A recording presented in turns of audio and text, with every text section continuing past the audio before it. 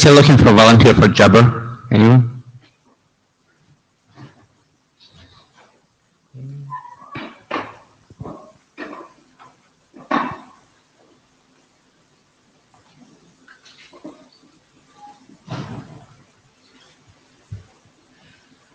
Oh, nice. PowerPoint just crashed. We may go on PDF. Okay, like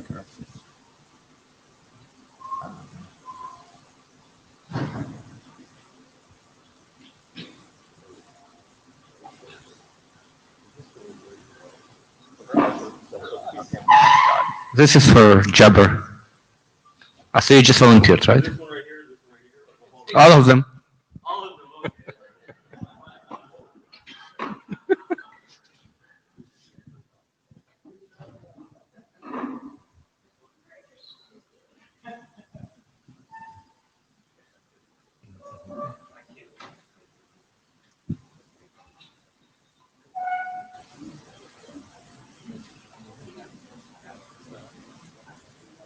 Oh, yeah.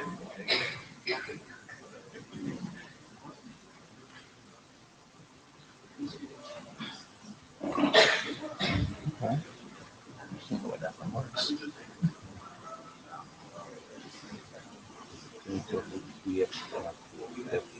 What's that? Oh, so if I use the PowerPoint, I'll be fine. Yeah. Yeah. So. Okay. So then I go to presentation mode. I'll give it a shot. Because that's what I would say. We have nothing to do with negative feedback. We still need someone to cover.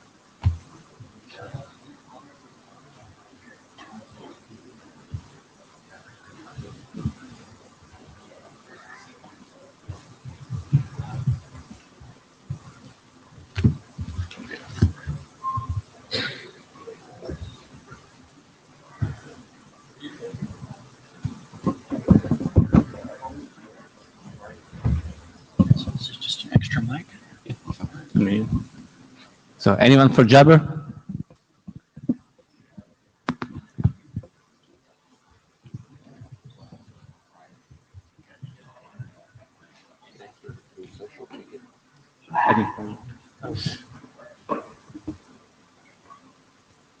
Dave Allen.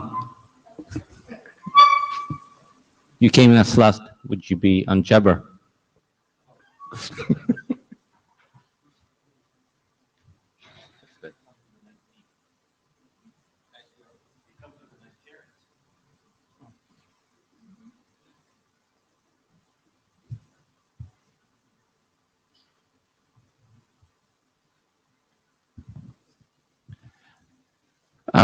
Pavan, would you please be the Jabber scribe? Thank you.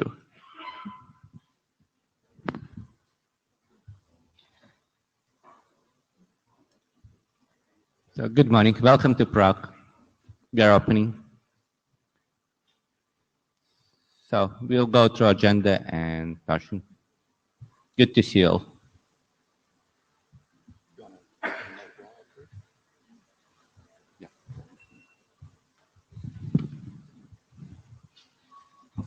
So Note 12 has been updated since this IETF. Please read it.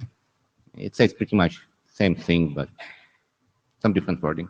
So be familiar before you publish, present, or disclose any information. Our process will poll authors before adopting working group, as well as going through working group last call, and unless every and each author has responded, the document is not going to progress. Well, thank you, Injing and Ignas, for taking notes. Thanks, Pravan, for being on Scrubber. And please welcome our new secretary, Injing, since last IETF. And please, when making comments, when presenting, please state your name, because the room is large and complicated. So agenda for today.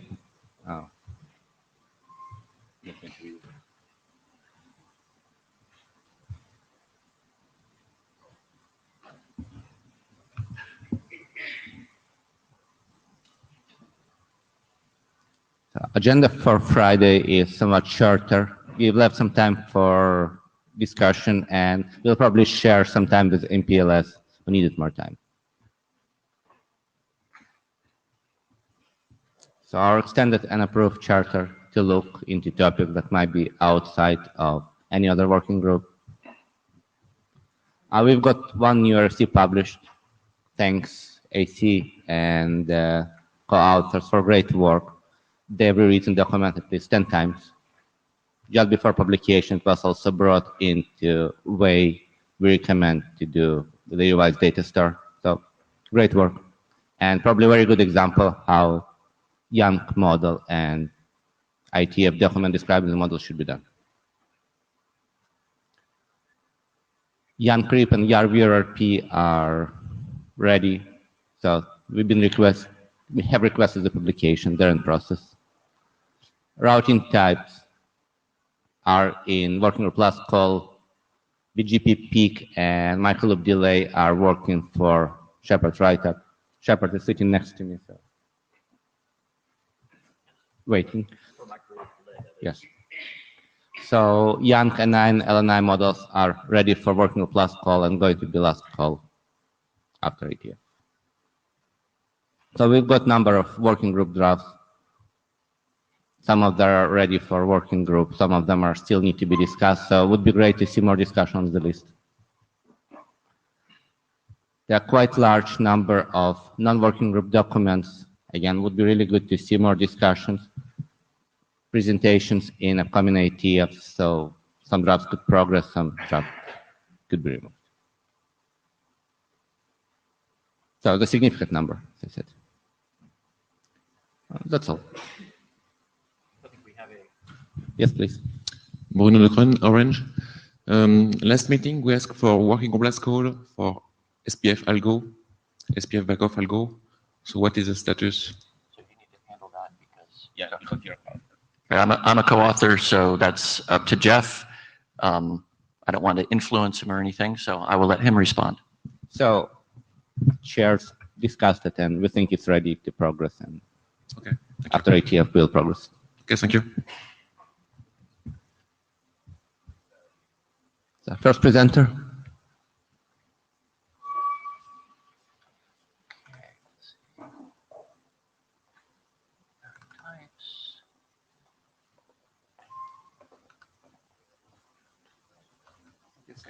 Please stay.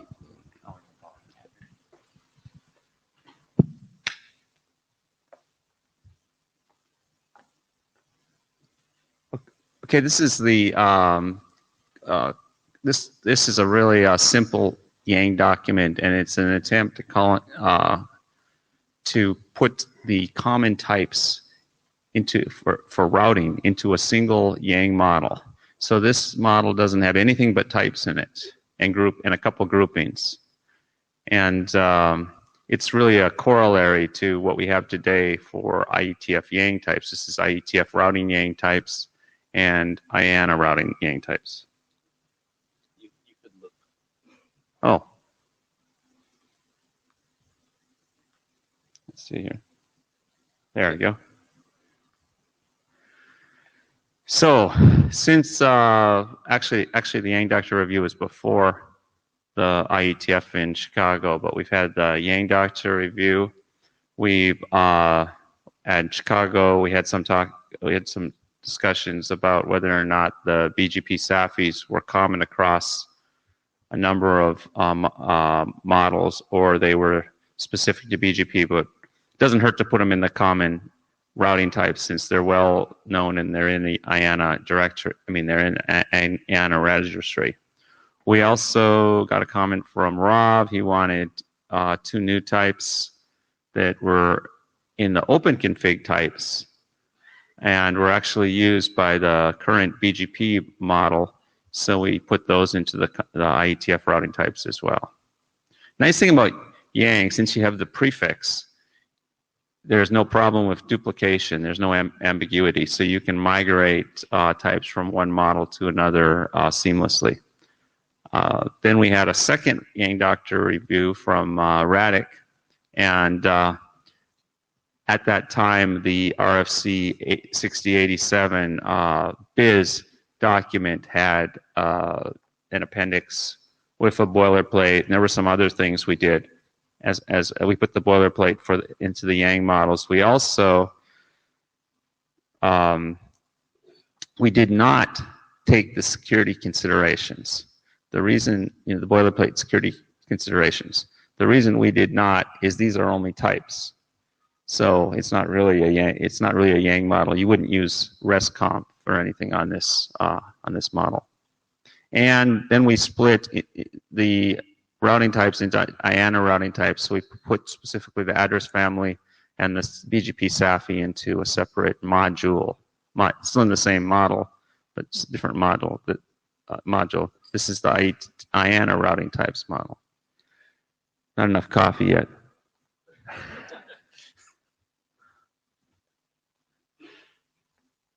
Okay, we've gone through routing directorate review, working group last call, and during the working group last call, Jeff suggested we add IPv6 route target, route origin, and IPv6 route origin as per comments. There's more on that in the draft, so I won't go into it.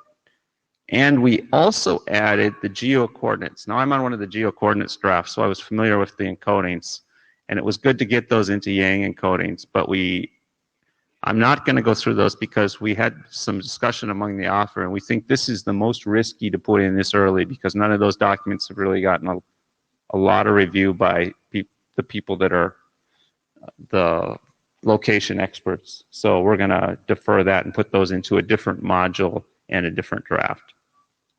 I see Jeff's at the mic. Just for the record, the last lingering item I think for the extended community stuff is extensibility. Yes. And we still need to resolve that, and we'll hopefully get people together this IETF to talk about that. He's a plant. I got that covered in my presentation. So I already talked about this. Along the lines, right now we already have an RFC standard. I forget which it's RFC 72. It's not 7223 because that's the one for the interface model. I think it's 7224, and that's an IANA IANA interface types that includes all the interface types in IANA. Along those same lines, we created a new model, the IANA routing types model, that has all the registry. I mean, it has every address family that IANA has and every BGP SAFI that IANA has.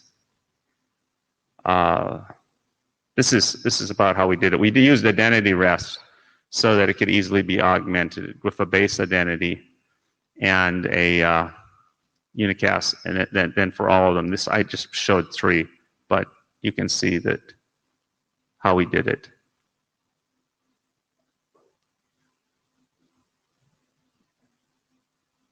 And then we have this was, okay, yeah. So you see, this was actually the BGP SAFI snippet that I showed. And I think there's about 25 SAFIs or so that are defined by IANA. Now the idea is that IANA would actually own this model and update it.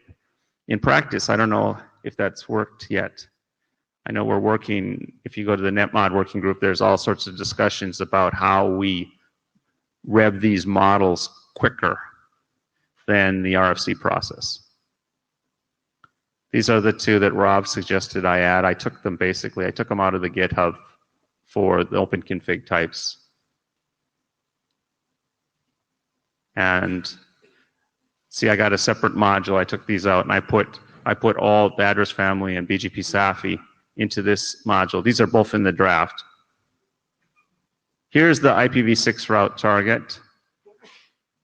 Now, one of my things, I got an email yesterday from Benoit, and after the hackathon, they got a new tool where you can put in from 1 to n patterns, and you can actually evaluate test strings against it. So similar to all these web tools to evaluate regular expressions, we'll be able to do the same thing with not one Yang pattern, but a list of Yang patterns. So that'll be really nice. Not only be able to write these patterns and then have to go all the way to some kind of Yang tools where you're actually got a harness and you're actually have a client and server unit test. You can go right out to a web page, add your patterns in, and test various strings against it. I haven't tested it myself. He sent me an email on to do it. I'm planning to do that this week when I get some time. But this is the route target one. Oh, there's Benoit. Good morning. So I'm Benoit. Right. So there are two different codes to test the W3C regex.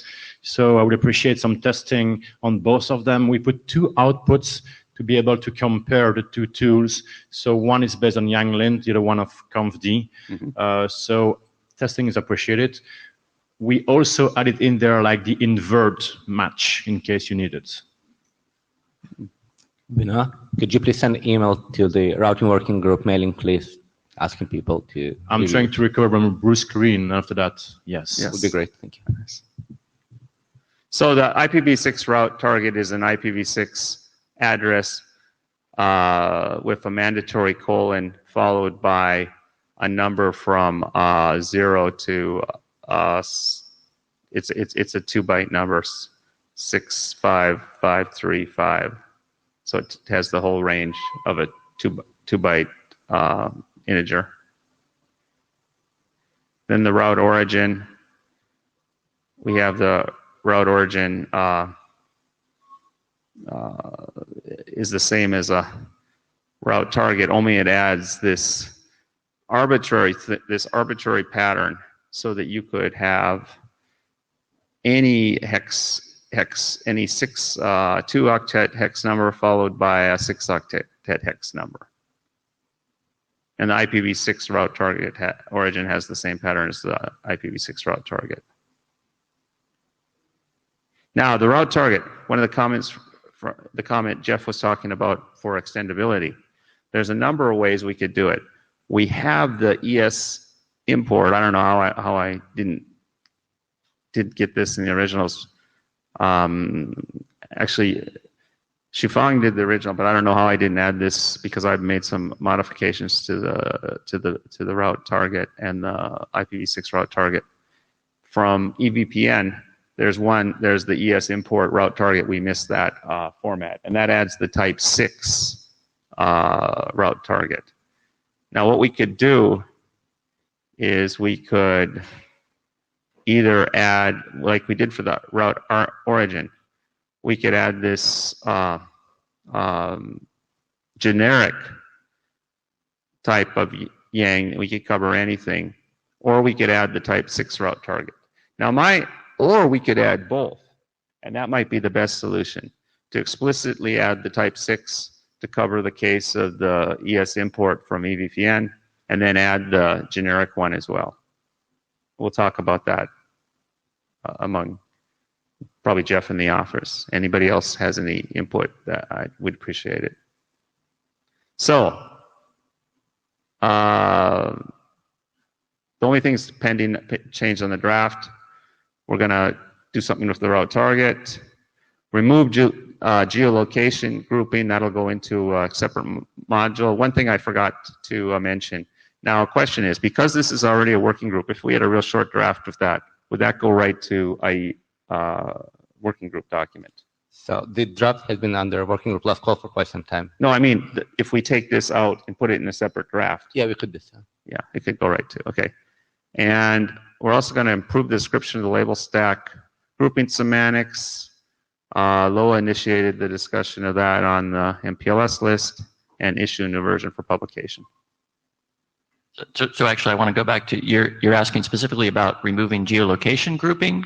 Yes. Whether or not, if that got removed, when it gets removed, if that could go immediately to working group last call. I'd have to look no, not working group. It's a working group document. Sorry, okay. I said it wrong.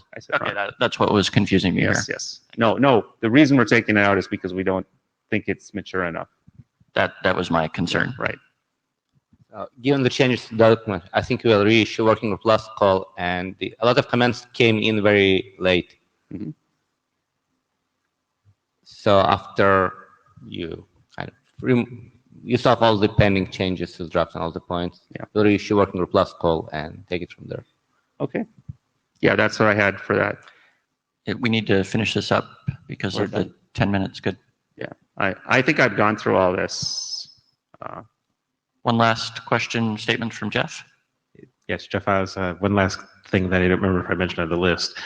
The target types and other things are part of a module that's not IAM maintained. Is that an oversight or is that intentional? I don't want them to be myself. I mean, yeah, you think we should put them in? So the reason they actually have it IAM maintained is that, for example, the route target type, if you're going to have that be extensible, if you don't make it IAM maintained, it means that the working group has to pick up a new working group document every single time, whereas if it's IAM maintained, it's a lot more flexible to have it quickly revved. That's something the working group has to decide, and the chairs probably have an opinion about it. I know there is a registry, but it's for extended. It's not. It's a general extended communities registry, and this is a specific route target type. Well, it's pretty much everything that's inside of that submodule. Yeah.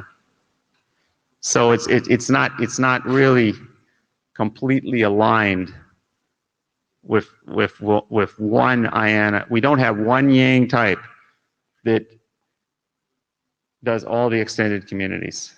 Right. But my general point is all the types of things that are in that module right now that you probably do want to actually be maintainable. You have to decide if you're going to make this go through the working group, every single time you touch it. And this seems like a fundamental piece. We need to move on here for the schedule. I'd said that Jeff was the last question on this. Just short info. The discussion. Excuse me? Just a short info on discussion on the label stacks.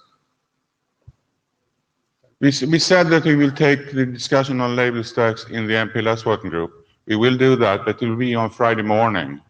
So if people are interested, they should be there after the routing area working group. Okay. Thank you. Laszlo Anderson.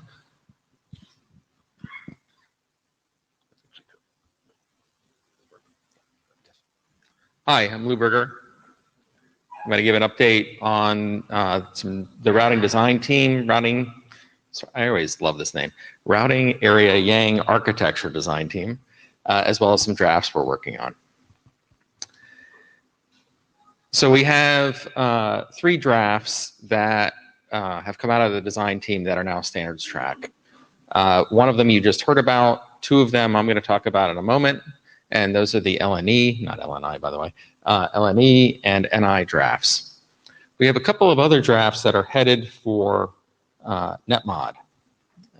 The first one is the module tags. This is sort of hashtags for Yang models. That was, not much has happened between the last IETF and this one. We had asked for feedback. We didn't get any, so we're going to proceed along with our intended path, which is to do an update to that document in netmod, and then update our logical organization using tags. And we expect that before the next meeting. I'm also going to talk briefly about what's going on with NMDA, or our friend Opstate. So the ADs have issued guidelines on this. The 2 ADs who issued that guidelines are actually in the room. If I get it wrong, they'll correct me. First thing is, how are we going to deal with the whole Opstate discussion? We have in netmod the network management data store architecture document, which is the revised data store for representation of operational state. That's happening in netmod. The protocol support's happening in netconf. The direction is all models being developed at this time should conform with the guidelines and the structure of NMDA. That means that we don't represent operational state in our models anymore. That's a little bit of a big change. For to access that state information, we'll have to use the new NMDA approach. Those NMDA approach, while the architecture is defined, the protocol access has not yet been defined in netconf and restconf. So we have a gap in capability if we do follow one. For those protocols or for those models that need access to system created state or operational state and need to differentiate between operational and configured state, there's a transition approach, and that's what's covered in number 2, is that it is okay to have, for a well-structured NMDA model, it's okay to have a companion model that represents operational state and system created state, but that should be published in an appendix, and with the expectation that that appendix is going to be deprecated over time. Rob Wilton, who I think he's going to talk in a little bit, well, I think he'll mention that there, for a nicely structured NMDA module, that there's some tooling out there to take you from a NMDA compliant structure to generating this appendix. You can use that tooling, or you can do it by hand, whatever works for you. Just publish it together, the base model, which will be good for the long term, together with the transitional support that's necessary. We're going to hear quite a bit about that, I think, or at least a little bit about it. We're also going to, if for those who are really interested in this topic, come to NetMod, and there's going to be even more discussion. And there's a Q&A session there. It's basically unstructured. If you have questions on how this all works, go there, ask your questions.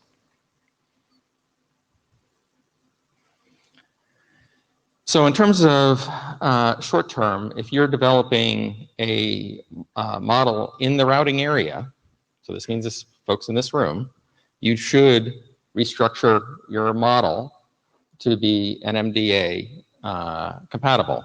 And the reason I'm intentionally using the word model is you may end up with multiple modules. So you may have today one base module that you'll have to break into 2. There are, we have one existing RFC that really impacts the area, and that's the routing config. That RFC will need to be changed. It's not a big change. I think we've gone through, when I say we, collectively as a group, have gone through and figured out what those changes are. We're expecting AC, excuse me, as well as potentially someone from the NMDA design team to issue an update on that, hopefully not too long. I know there was some hope in having it in this week, next week, but you know, it's not that, I think it's a little ambitious, but hopefully we'll have it soon. Moving on, trying to move on. The clicker is not clicking. Next, please.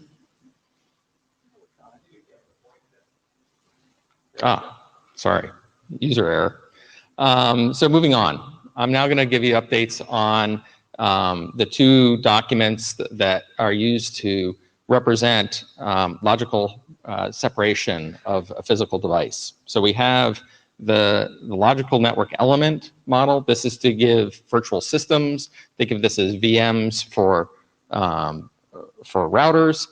That's this one. We're going to talk, the network instance is all about VRFs and BSIs. That's the next one. Mike, please. The previous presentation, Name? were you taking, excuse me, my name is Susan Harrison. In this case, I am asking you a question as the IDR co-chair on the previous model. This slide? Yes, is now the time to ask questions, or is it Sure. later? So we have a model that's been adopted by the working group for over 2 years, deployed with about 15 implementations, and because it's not through the process, it's persona non grata. Is I understanding you? So you're asking me, I'm design asking you team what- lead of what's happening in IDR? No, I'm asking you about the previous slide. One This more one? back, from this.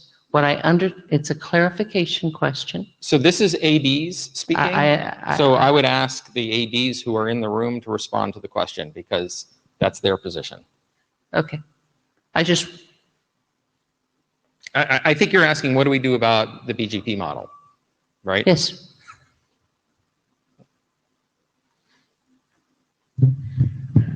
Atlas. So there's a reason it says should. This is the desirable thing. For some of the models, there's a case by case, and the BGP one certainly falls into the discussion category.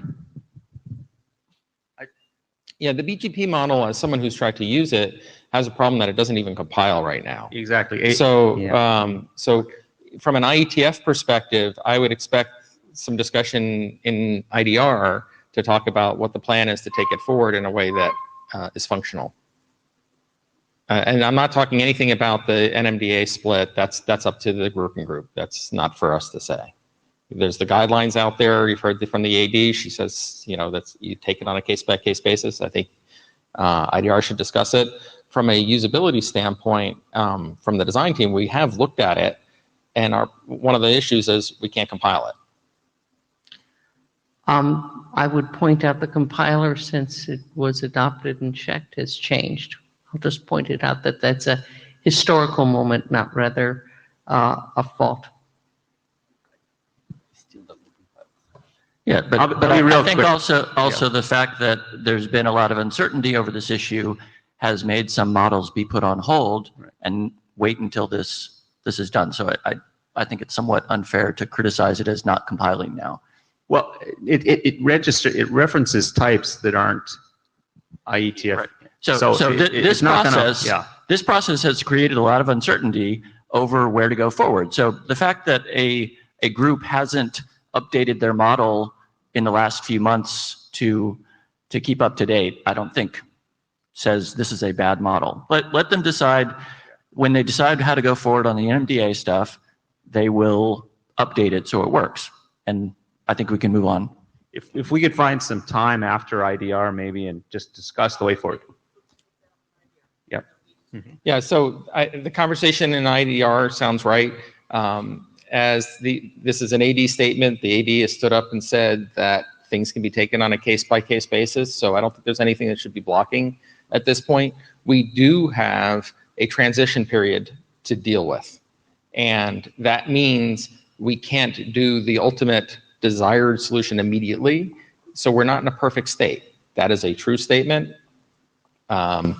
We have to figure out how to best manage the transition so that we continue making progress and bringing value in a period where we know some things are changing.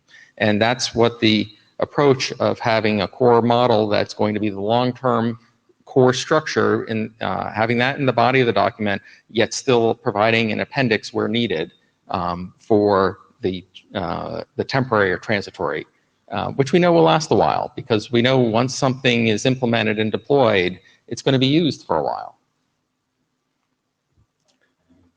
So I do want to get through these next two updates. I think we spent more time on NMDA than I had budgeted, so I'll try to speed up here. We have two documents that have been around a while. We think they're really mature. We'd like to get to the point where we can go to last call, as the chairs mentioned. So I want to give you an update on what's changed and an opportunity to ask questions if you have them. Both documents were previously blocked on some technical issues being resolved in the schema mount document.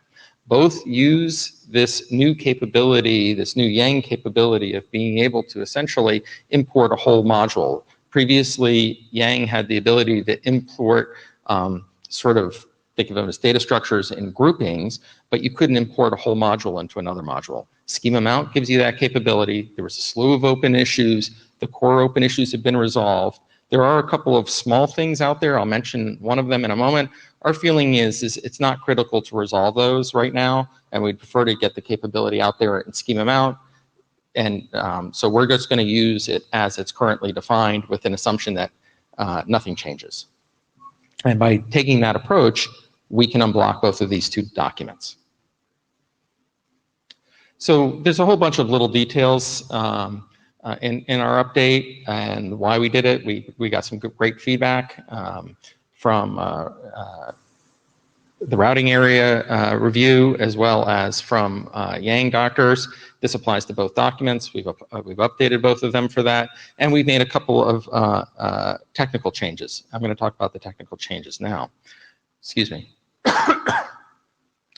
The first thing we did, do we have a pointer? Yes. Yes. The first thing we did is we picked up a new tree representation. So there's now a way in the trees document, which is also a netmod, to represent a schema mount and mount points. So the first thing we did is there's a, I don't see, oh, there we go. So if we have a mount point indicating where the logical network element root is. And the other thing we did is we added a notification. So one of the discussions in the whole OpState discussion was the ability to have transactions to be processed asynchronously and being able to support that in a good way. And we realized we needed a little support in our model for that because you might have a transaction that creates an LNE and binds an interface to an LNE that returns immediately saying, sure, we're going to go work on it, but some asynchronous processing happens inside the router, inside the node, that makes that fail later. We didn't have a way of identifying that. So we now have a notification that allows that information to be provided. So you can have a transaction that completes successfully that says, yeah, we found the LNE, but in fact, an RPC is taking place, and then later on, there's a failure. That notification can happen. Also, this can be used in normal operations for internal errors.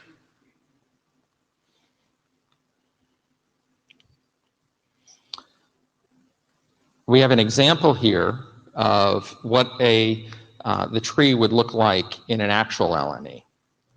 So in the model, the formal model stops at the root. When it's instantiated in an actual system, and this is decided by the implementation, by the way, this isn't something that shows up in the standard. An implementation decides what gets represented in, think of it as a virtual machine. We can have, for example, Yang library. Actually, we require that. That's the one thing we require. And then you can have whatever modules are implemented for a typical node. I'll point out here, and these are highlighted in blue, that there's now a tree representation for mounted modules that show up with a slash at the end.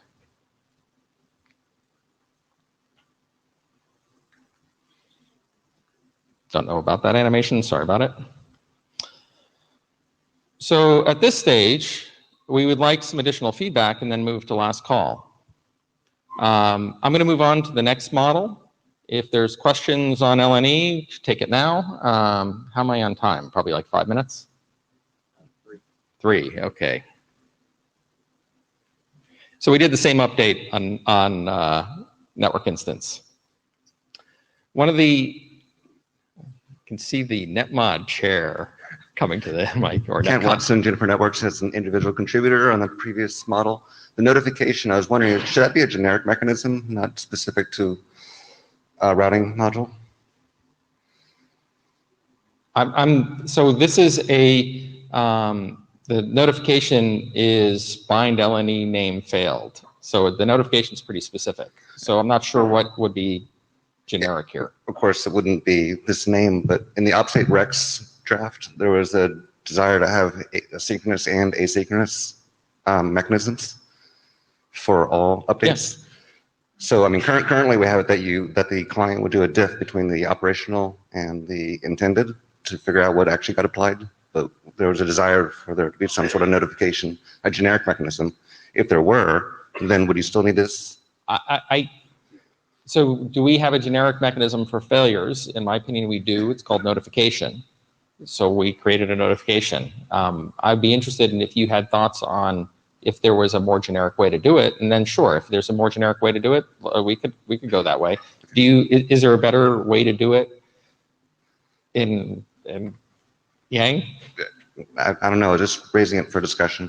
Okay, if this isn't the best way to do it in Yang, we're happy to change that. Okay.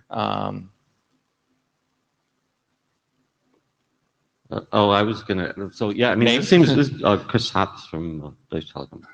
This seems like a pretty generic. When I saw this, I was like, wow, Isn't this a problem for a lot more than just this one case? And I assume we're doing it, I think, because NetConf processes things serially, even if they're asynchronously processed, right? So this seems like a bigger generic problem for NetConf Yang, right? That you want to be able to process things out of order, and that's what this is addressing, right? I'm not so sure it's processing out of order. This is, in this case, it's a late failure notification. Or an Right, asynchronous but the only reason you notification. can't, there's no mechanism to report a failure on an asynchronous operation in NetConf Yang out of order. You have to reply to the, in order to message IDs. Yeah. So that's where we get this kind of problem from. So I'm just saying I think it could be solved more generically than just for us than this one draft. Do you think we should remove this? And you can speak as co-author because you're a co-author. Yeah, I think we should after bringing it up in NetMod or NetConf maybe. I don't know.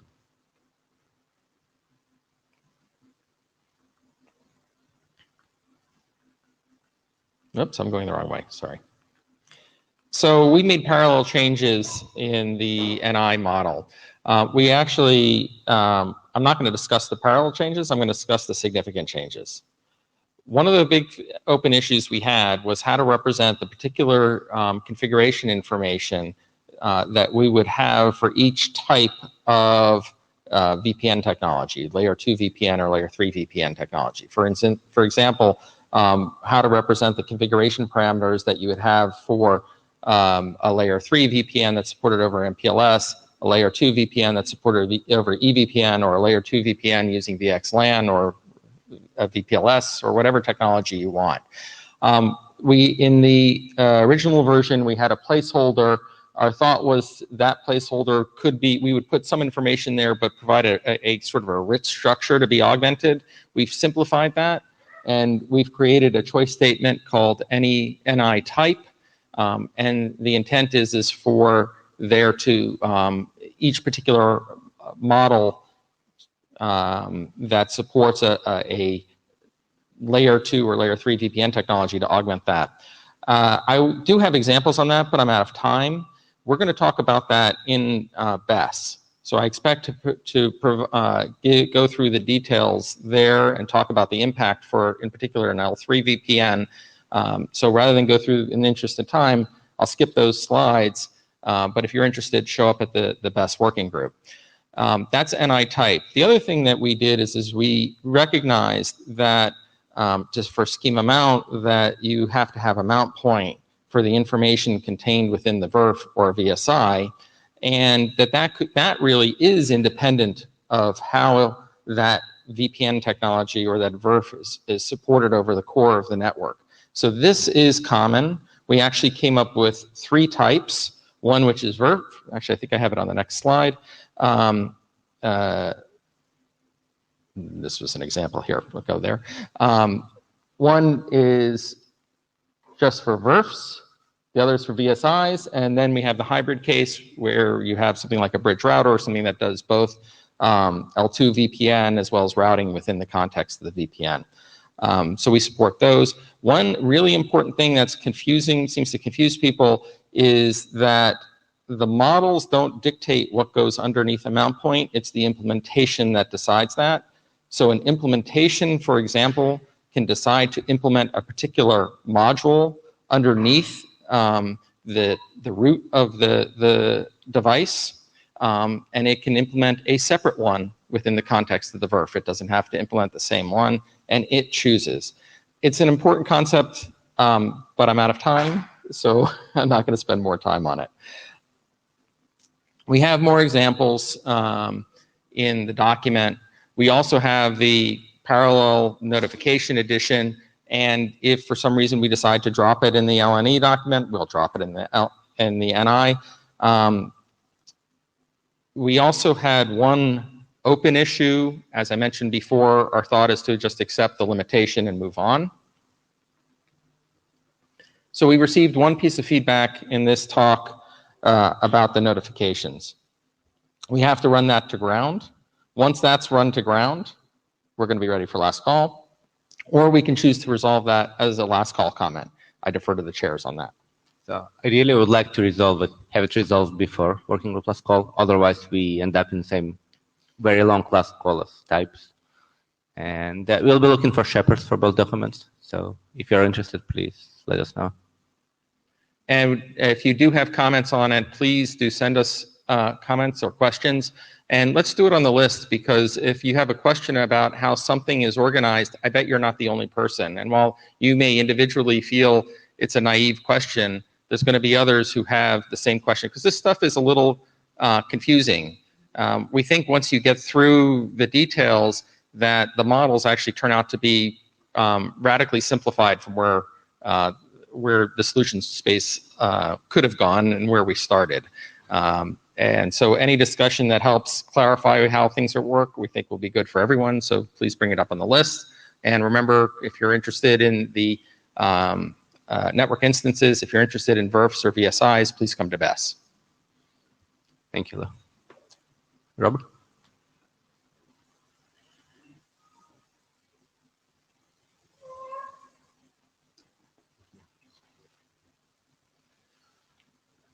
So I'm Rob Wilton, and I'm going to give you a quick talk on effectively some guidelines on how to migrate existing IETF Yang models towards this NMDA architecture. As I speak on behalf of the NMDA authors on this. Right. So just a quick recap as to why we're forcing on this change, or encouraging this change. What's the justification? And it all comes down to the OPSATE thing. That we want to be able to cleanly differentiate between what the operator is asking a device to do and what it's actually doing. And today, or historically, what's been done is often you've had to infer what a device has been doing from its sort of config false nodes. You don't actually know what configuration has necessarily been applied. So you don't know the difference between what you're asking to do and what it's actually doing. So this is trying to solve that problem in an elegant way. And at the same time, it also solves various other problems that have been coming up in IETF, like how I2RS should work and that sort of thing. So there's been loads of discussion for the last few years on this, and the agreed solution is an operational data store to represent operational state. Both netconf and restconf will be updated. We'll have additions to them to support this. That'll be discussed in netconf. The aim is to effectively, over time, to deprecate what I would regard as the broken get operation in netconf. And I regard it as broken in the sense that it's mixing both the intent of what an operator wants for the configuration and what it's actually doing in terms of its state. You're not binding the applied configuration and state together. But this does have implications on what the models look like, and that's what's going through IETF at the moment. So I'll cover those in a bit more details. So there's three different sort of model structures that we have floating around today, or at least three. The main ones here are a split config and state top-level trees. So, for example, interfaces and interfaces-state, for example, they're top-level containers. The interfaces container has configuration, and the interfaces state has the operational state. And you may have some duplication of the configuration nodes into the state tree, but that's not guaranteed. The structures may be aligned, but again, that's not guaranteed. So because they're separate trees and modeled separately, there's always a risk that these two things deviate. The second style that we come across is the one that OpenConfig have been pushing, and that has config and state containers within a single tree. So you have one tree containing the structure, and then you have config and state containers underneath, and you have effectively the configuration under the config container, and you have both the configuration and the state under the state container. And so if you look at any of the OpenConfig models, they fairly consistently follow this structure, and it's a way of programmatically being able to look up both configuration and state. The BGP draft that has currently expired effectively follows this structure today, as did some of the TEAS drafts, but they've been updated to an NMDA style. So the future, or what we think is the future, is this combined config and state tree. So you've got one tree that represents both configuration and state together. And I'll cover some more slides to sort of illustrate that in a bit more detail. There's various models that have already been updated to this structure.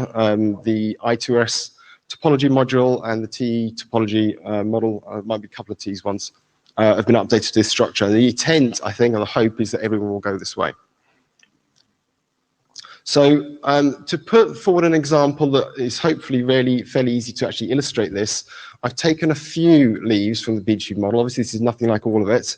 I've taken 4 global leaves, 2 configurable ones, the AS number and the router ID, 2 global state leaves, total paths and total prefixes, and then I've got 4 neighbor leaves here as well, which is under a list structure, so you can see what it looks like with a list. And again, there's 2 configurable leaves there, neighbor address and peer AS, and 1 state, or maybe 2 state leaves as well under messages, in and out message accounts. So what this sort of micro BGP model looks like with the traditional IETF split config state module is like this. So you can see that on the left in blue, you've got all the configuration nodes. You start with a top level BGP node.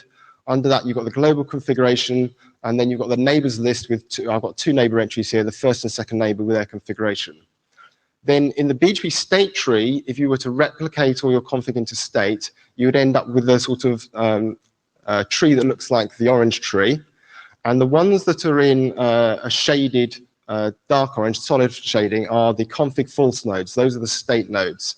All the other ones are the duplication of the config nodes. And that allows you, using this structure, to still represent the applied state of the existing models, but you have the cost of having to effectively manage those 2 trees. And in the Yang model, to do that, you've either got a lot of duplication or you've got groupings, which make it more confusing.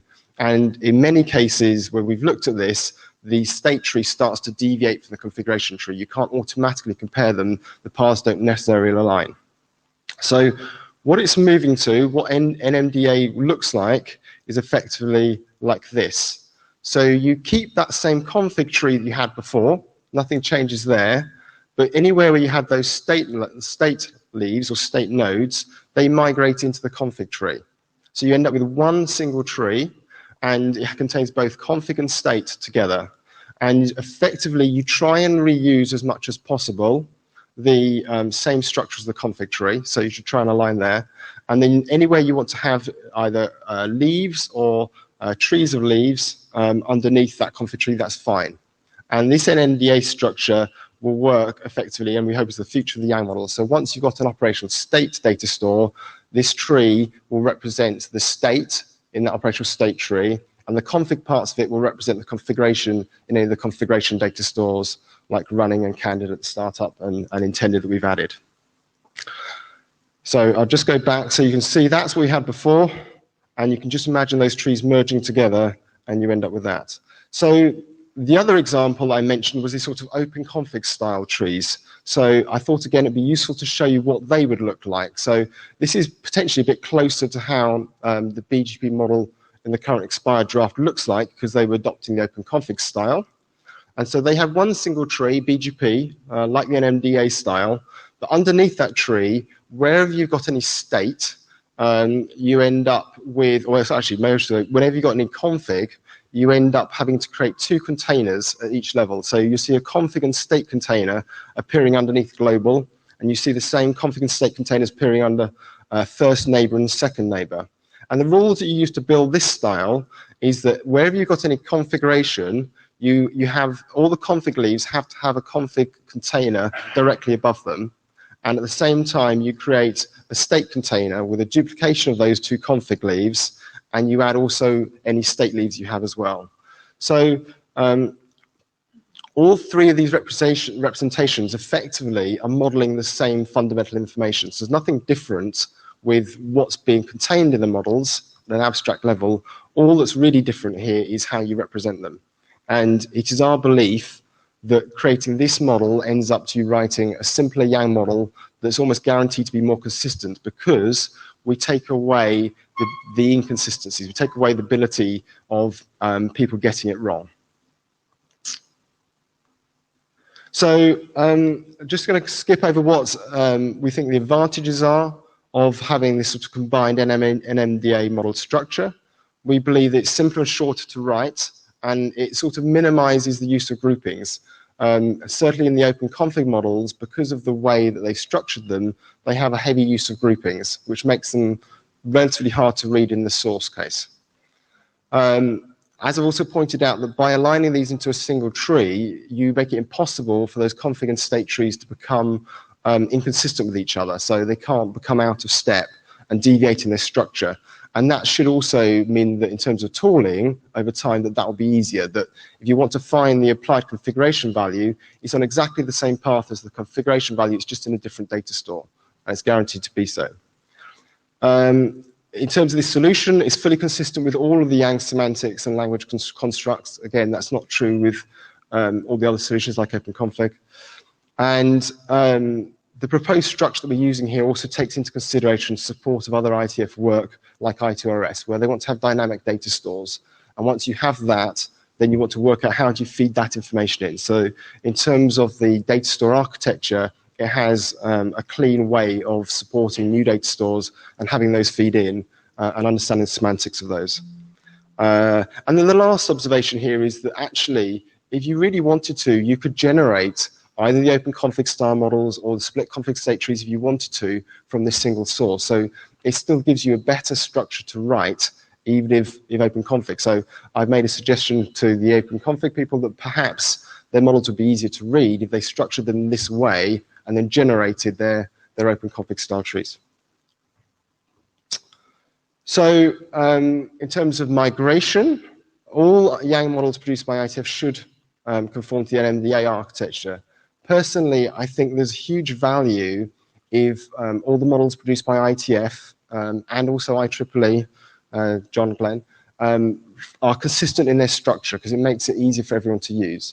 I understand and appreciate that the OpenConfig have chosen a different structure for their models, but they're very strong in their consistency between those models. So you know that if you're using OpenConfig, this is how they look like, this is how I write tooling to work well with them. And the proposal here is, again, that if all the IETF models conform to NMDA, then when people are using those sets of models, they have a common expectation of how they're going to work, and they can write their tooling based around that assumption. So effectively, as I was discussing in the slides before, any nodes, in terms of how you migrate, any nodes that were in state trees get copied into the config tree. That's all that needs to be done. And that's for models that follow the sort of existing IETF split config state. So, you got a question? Comment after you finish. I was trying. Okay. I'm sure. just politely listening. Thank you. So, and if you've got the OpenConfig style, again, actually, they're easier to migrate than this because they already sort of have the same structure. You can just move the existing state leaves straight across and delete the config and state containers. So, and I'll speak to Sue later about this. I had a go at doing this on the BGP model a few months back, and in an afternoon, I was able to create an NMDA compatible version of the BGP model that that's currently published. And fixing the sort of compile errors and things, the same thing. So that's relatively easy to do at the very high level. You then have a question of whether you want to remove the extra groupings that are no longer required. So in that case, you can spend more effort to clean up the models. The last thing that's worth pointing out is that now you've got the same nodes representing config and state. In terms of those descriptions, whereas they previously might refer just to config, you might need to update those descriptions to be more generic and apply both to config and state, or explain the semantics in the two. Yeah, so Sue, now's a good time. Okay. Thank you for the excellent BGP example and the side comments. I guess I do have a question, a comment. I would encourage you to, we have extra time to and sometimes IDR to present this in IDR and hear what the operators have to say. That leads me to my second question. Have you in any of your hats, IETF or perhaps your corporate hat, asked operators what they think about changing this BGP model from the existing deployed ones? So in terms of presenting this in IDR, yes, if I'm free, I'm happy to do that if there's time available. I'm also presenting this in NetMod as well. I don't want to overload people with the same presentation. In terms of the BGP, personally, no, I don't know. So I think that comes down to whether people are implementing the OpenConfig models in the industry or the IETF models. And at the moment, I think there's some hesitation with the IETF models because they're not being published as standards. They're not actually getting passed through the door. So, correction, the model that's in IDR is still adopted. Whether you consider it expired or not is another thing. Yeah. It is still adopted. Okay. So I was precise in my question. Have you talked to people about abandoning the published BGP model for this new methodology, and do they feel that it's a value add for their implementation and deployments? So the straight answer to that is no, I'm not spoken to them. But I would like to say, but the model that you've got in BGP and IDR is the open config model. So that will still continue to exist in the open config ecosystem. That's not going to go away. I will restate that you are incorrect in the way you're stating it, but let's go on beyond that and continue it. Okay. Okay. So you're saying that you feel that this is going to be better and that we have something to tell our operators that this is a good reason to change? I believe so, yes. Okay. And the reasons you're telling that, again, as the IDR chair, so that I can give your opinion and not my own, what do you feel is beneficial? For the switch between the two models, because it's a rewrite in many ways. You feel that what I would summarize, based on your presentation, is less space usage and perhaps a more consistent model is the benefits. More consistent model in many ways, and in terms of the implementation, it's more consistent. So one of the issues that open config models have today is that they're not strictly compliant with Yang, for example. The case in point would be if you had a system created interface, then technically in Yang, you're not allowed to have that in the open config models, because you're creating config nodes to represent a state object. And they bend the rules a little bit with how they do that and say, well, it's okay, if you only create the leaves in the config space, then it's not really configuration, it's actually operational state. So all the open config models aren't quite following the Yang rules. And there's other things that they can't do, like they can't make use of choice statements, they can't make use of presence containers, because they don't really work in the open config style. So it's not just it being a bit cleaner. I think there's other things that we've noticed and through this whole process and said, no, this is the best technical solution. So a third thing would be perhaps the tool chains will be easier to support your Yang models given this better usage of Yang. Thank you. I think so. Thank you. AC Liam, just as a data point, we kind of did a survey and we didn't have of the IETF OSPF model, and we only had one implementation, and that implementation didn't care if we changed it. And the size of the model was more than a third reduced when we went to the NDMA standards. And we also asked the implementers, are there many, at least for OSPF, there weren't many cases where the intended and applied, or there weren't any, where they were going to deliver different values of the config. So it was sort of the benefit of a pretty greenfield for OSPF. For OSPF, it definitely cut it down significantly. John Messenger, just to note that another advantage of this style is that it's more maintainable because there's less duplication and therefore less room for error. Thank you. Yep. Benoit Claes. So Rob, I was hoping that during your presentation you would explain the tooling that you've been working on and actually how you could help people moving from one to an MDA. Can you say a few words about that? Yes, I can do. So I'll just quickly answer that now. So I've been looking at some PyAM plugins to help this process in various different ways. So the easiest one to come onto, or I'll come later, is to create an extra state tree where necessary. That can be done by hand quite easily, but I have some tooling that does that. The other one I've been using with some success is one that takes the existing IETF split style and has a go at generating the combined tree. So it's not perfect in terms of it doesn't do everything for you, but it does help you go along the way, and it puts in comments as to where you need to do that. I need to check how well that works with some of the grouping models, but that's what I use when I was looking at the routing ones. So it would be great if you could document this and post this on the mailing list to help people. Yes. Yep. So Alia Atlas. So one thing I'd like to emphasize here is when we're talking about this, this is, there's a lot of good reasons to do this. The meat of the model, the complexity, the pieces that folks have been working on is all about the abstractions and the information model and what you're doing. On some level, this is the presentation layer impact on top of the meat of the model.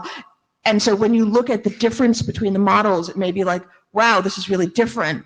But it's a presentation style difference, not a content style difference. I think that's important to think about when you're looking at what the change is. As Rob said, you can do a lot of this very programmatically, and he's working on tools for that. And so I know the models may look like they change a fair amount, but it's presentation layer, it's not content. Hello, Igor Briskin, Huawei. Working on T-tunnel model, we discovered that open config style is actually quite awkward when you want to create groupings and reuse the groupings in someplace else. For example, if you want to take a piece of, say, a tree and use it as RPC input and output, having config state everywhere becomes very awkward. Okay, so the MDSI actually solves this quite nicely. Thank you. Oh, we got what? Continue. So this is more some questions that just have come up and I thought would be useful to answer effectively. And the question is, can we use the NMDA style modules on existing netconf RESTconf, i.e. do you have to wait for the updated netconf and RESTconf? And I think Lou sort of answered this in his presentation as well. It's the same sort of comments is, yes, you can, but there's no way of representing the applied configuration value. And when AC spoke about the OSPF model there, he said, well, actually, that's okay. For their model, it doesn't actually matter. The operator that they were speaking to doesn't care. You wouldn't actually have any differentiation between the intended configuration value and what's been applied. And the other case where it doesn't work on existing devices, but will when you have the operational state data store, is it can't represent system-created configurable objects. So it can't represent an interface that exists because a line card's been plugged in and the system automatically creates it, or a default system interface like a loopback 0 that aren't actually configured. Because effectively you're creating config entries for those. So that's the two cases where an NMDA style model doesn't work with existing netconf and RESTconf. Obviously, when you get to ones that support an operational state data store, both of these are supported fine. Most modules, this isn't an issue. The ones where it is like interfaces and ones that augment interfaces, well, that's okay because they've already got a split today. And although we'll be updating those to be NMDA compliant, the interface's straight state tree will effectively end up being deprecated but still there. And in the cases where this is a problem, then there's a fairly easy mitigation around that, and that is you create an extra for your foo module, a foo-state module. And that can be almost a straight copy of that module, but with the name changed to state at the top, which puts in a different namespace. All the nodes inside it go to a different namespace, and you put a config false at the top of that tree, and it contains the same contents. And the last one is you want to reuse type def. So effectively, it's very easy to generate this. I've got tooling that has a go because it's simple to do. And that can be put into the draft appendix and used as a transition module effectively at the time until you've got an NDA compliant stuff available. And the expectation is that gets obsoleted over time. But I would stress that it's worth only creating these extra state modules when you need them. If there's not a requirement, it's better not to do it rather than putting them in just in case. Chris Hobbs. I know that the work is being done in netconf to support this, like with new RVC. I don't follow the RESTconf very close. Is it being worked on parallel on RESTconf? Yes. Okay. So is there a solution proposed and ready to go? Yes, yeah, I think so. Awesome.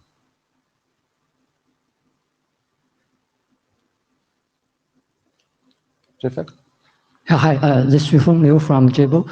I agree with everything you say here, except that qualify, you say small number of cases, but I will say it's not that small number, so quite a bit numbers. Okay, it depends. It depends. In those cases that's required, that's fine.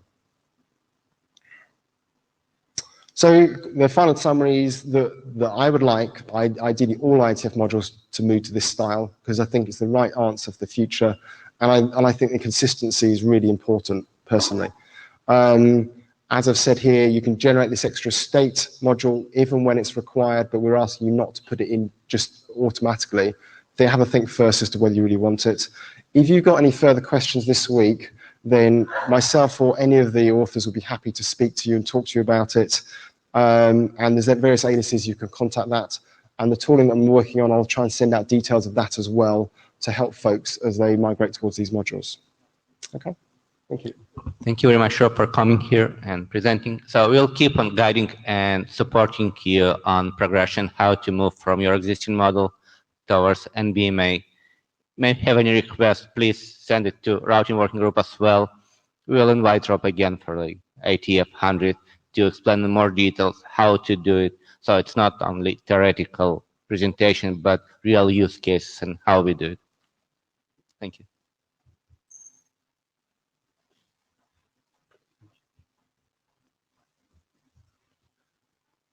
Good morning. I'm Fang Wei from ZTE. So my topic is young data model of control plane and user plane separation of BNG. Good look. So this is the background of VBNG. And in the left picture, this is the traditional BNG scenario.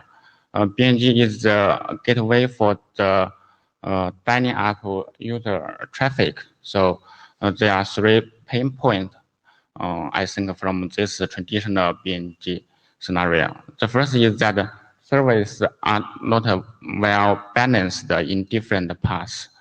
The second is that BNG acts as both for the forwarding function and the controlling function. Both of the forwarding function and the controller function can be the bottleneck of BNG device. So BNG maybe have very heavy, will become very heavy. So I want to interrupt for a moment. Just a quick clarification. AC Lindum, I haven't read the draft, but is user plane the same as the data plane in this context? I will introduce in the next slide.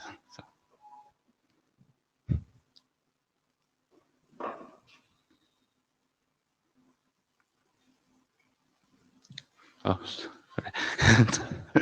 so the third pain point of the traditional BNG is that the BNG are configured on each device. So we think that is not very conventional or management. So here this is the scenario.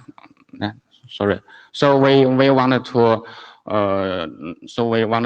the BNG to be virtualization, and so BNG can be submitted into BNG CP and BNG UP.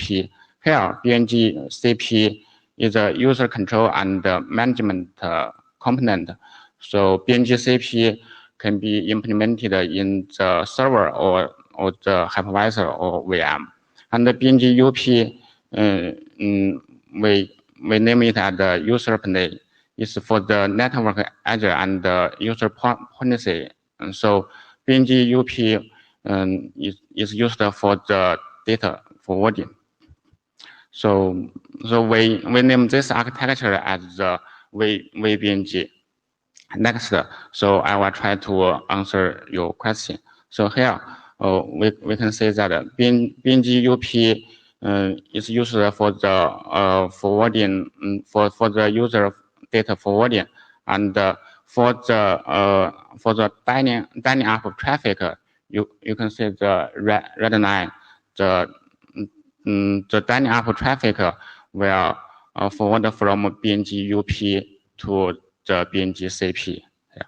So so I think the user plane is different from the data plane here. AC Linda again. So it would really be the setup, the setup of the data plane, like the subscriber policies and circuits in the user plane. That as opposed to the actual, it's the setup as opposed to the actual traffic. That'd be a good way to characterize it, right? So, how to answer? So, so yeah. So the dining up traffic will be terminated in the BNG CP. For the user traffic, we are forwarding from BGP BNG UP to the other core network or in the network. Yeah. So here there are three interfaces between BNG CP and BNG UP. And the first interface is the service interface. And the service interface is used to establish VXLAN tunnel between CP and UP. Here, the VXLAN tunnel is used to transmit the PPOE or IPOE packet from UP to CP. And the second interface is the control interface. The CP uses the control interface to deliver the service entries. For example, the routine entry or QoS, the QoS policy from CP to UP. And also the UP use control interface to report the service event to CP. So this is the function of control interface. And the third interface is the management interface. So the CP uses this interface to configure the You've UP. got 8 slides, a lot of information. Yeah. You run out of time. Okay, thank you. So I will quickly be quick. So here we have several drafts to address the VBNG topic. So we have the architecture and the use case draft. It submitted to NFA-RG. So and also we have the VXLAN extension for the service interface and the information model for in the I2S work group. So this draft we define the management interface here. Yeah. So this is the configuration of the VBNG. The VBNG is based on the logic network element. So we augment logic network element. We define the VBNG name and the enable switch in the VBNG model. And here we define the interface of the VBNG and also the sub interface and the open flow channel. Yeah. And the VXLAN channel and also ACR and QoS. For the open flow channel, we will define the open flow name and the DPID and the open flow port. VXLAN channel, we will define the VXLAN tunnel ID, VXLAN tunnel name, and the tunnel source IP and the tunnel destination IP and the VXLAN ID. And for the ACR and the QoS, we will augment the existing young data model from other draft. So yeah, comments are welcome. So is there anyone has the interest to work together?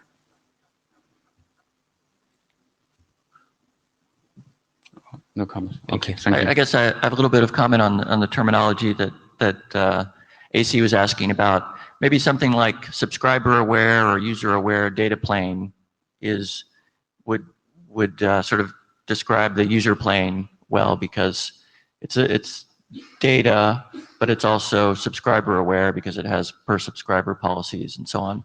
So I'm not sure. Yeah. So do you think that the subscriber traffic belong to the data plane? I think the data traffic is between the ORT to BNG app and core network.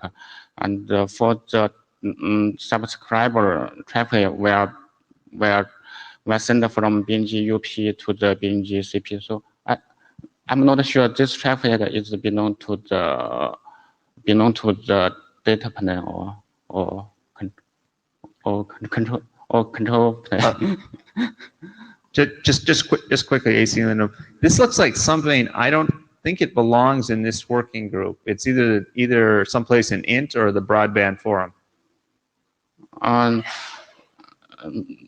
Yeah, I know that the BBF also have do some work, but here we wanted to define the service interface because we extend various NAM protocol, and we also that we can define the management interface because we use the young data model. Yeah, I know that BBF has the architecture.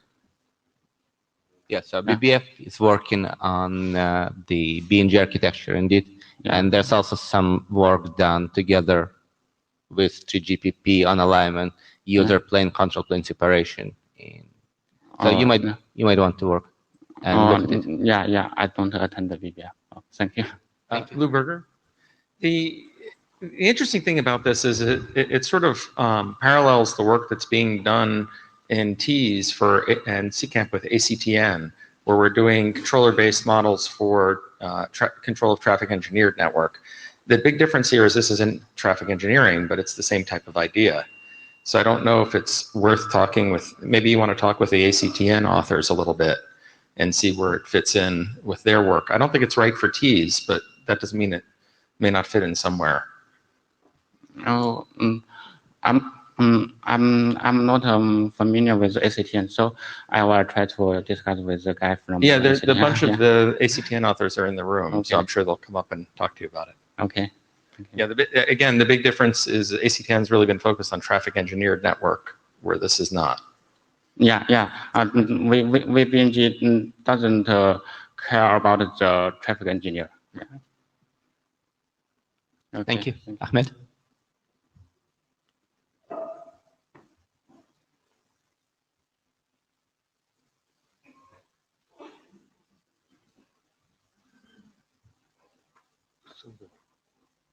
Just click this one, right? Yeah. Hi, good morning. My name is Ahmed Bashandi. I will be giving an update on the TILFA and the microloop avoidance drafts. First, a brief refresh of the draft. So, segment routing based TILFA is really for local protection. The objective is to provide topology independent in the sense that if your hardware is capable, then we'll give you the protection that you want. It is based on segment routing, and it provides protection for both prefixes and adjacencies. There are already implementations that are out there. The idea is, or what is really important here, is that the FRR path actually is over the post-convergence path, which means it utilizes the ECMP. It uses already the metrics or the capacity planned metrics to help for that. Question? Yes. So could you go back one slide, Chris Bowers? Yes. So why does the draft restrict the SRLG protection to local SRLGs? At this point in time, the algorithms that we have work on the local SRLG. However, the idea of constructing a label stack can work, or actually a SID, to be more specific, a SID list can work for any kind of failure, local or remote. But in terms of a working group document, I mean, are you describing the algorithms in enough detail to actually sort of limit this document to just local SRLGs? Why wouldn't the document at least discuss remote SRLGs as well? You probably, at this point in time, the plan that we have in mind is to restrict it to SRLG protection, but in future versions, if we think it is relevant or we think we have algorithms that we're willing to expose, we'll just add it there. So this seems... I have to scope it to something. Okay, well, I would suggest adding remote SRLGs as well. It's a artificial scoping in this case. No, it is not. The algorithms are quite different. I understand very well about these algorithms. Right. And okay. If you, so I guess I would suggest adding remote SRLGs, but we could handle it another way. Yeah, the algorithms are quite different. If they are similar, then you're probably right. But the algorithms, as you probably know this, they're quite different. So, which makes the scope of this draft much bigger, and Okay. add to the future. So you specifically don't want to cover that, Right. So, At least not in this version of the draft. Maybe in the next few versions, we can decide otherwise. Okay. Thanks. So the idea is to force the traffic over the post-convergence path to make sure that there is no risk of failure, or there is no risk of the packet being looped back. This actually idea works for both MPLS forwarding plane as well as SRv6 forwarding plane. I would keep IPv6 out of the discussion, right? You know, there's discussion going 6 men and. Okay. That's.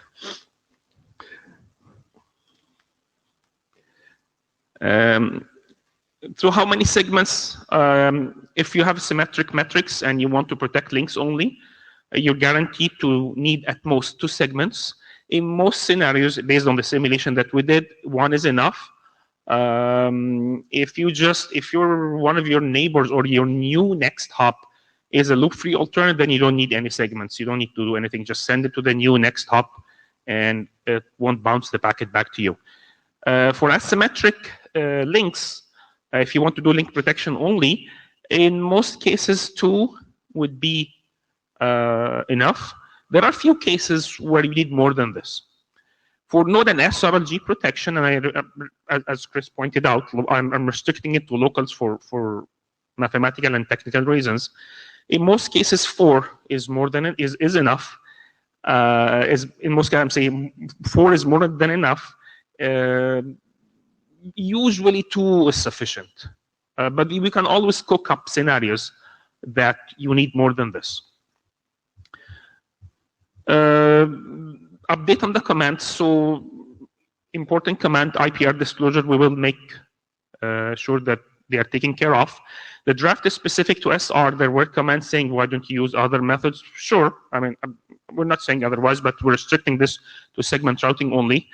The draft protects shortest paths, which means if somebody has a very specific winding path, and to be very specific, and is not using segment routing. So if I am using a stack of segment routing, an explicit path that consists of a list of adjacency SID and node SIDs, in reality, we can do protection for that. Last comment were for security consideration. So the draft actually says, makes sure that the traffic goes over the new post-convergence path very quickly. So you can think of this as kind of like a modest security enhancement rather than a risk. So a couple of things I don't remember seeing, Stuart Bryant, a couple of things I don't remember seeing in the draft is text on abandoning the mechanism when the constraints aren't met. So that's an implementation detail. So if I have a feature, that's not an implementation detail, because you may have to signal to other devices that it can't be met. No, I have configured my router to do link protection only, and I don't have to tell other routers anything. Why do I have to tell the router that I'm doing link protection for this prefix? No, remember when I talk about when the conditions aren't met, it means that maybe you're not able to push the right number of labels, for example, or you were set up for link and actually you saw a node. Again, because other routers are going to try and do the post-convergence stuff and the loop avoidance, and they may not be able to do it. If I cannot do link protection, why wouldn't other routers be able to do micro-loop protection? I don't see the relation between them. Okay, first of all, this is a local behavior, and the fact that other routers know or do not know that I can do it is totally irrelevant to anything else. I fail to see why you think there is a relation between them. So it's the loop-free convergence process that happens afterwards that where it becomes interesting, because what you do is you push in your your repair if you can if you can cope with the constraints that you've just discovered, which may escalate as you discover more information. So, for example, you could be set up for a link and then discover it's actually a node. Okay, then I don't protect it because I can only do links. Right, so you should immediately abandon all other processing and go straight to best effort convergence. Okay, maybe there is a misconception here. We do the best effort convergence. It is there, except because somebody configured this router to do TILFA, he will do the TILFA. Okay. Right. If after a while he discovers that he needs to do that this was a node protection rather than a link, he can download the regular path, which is already calculated.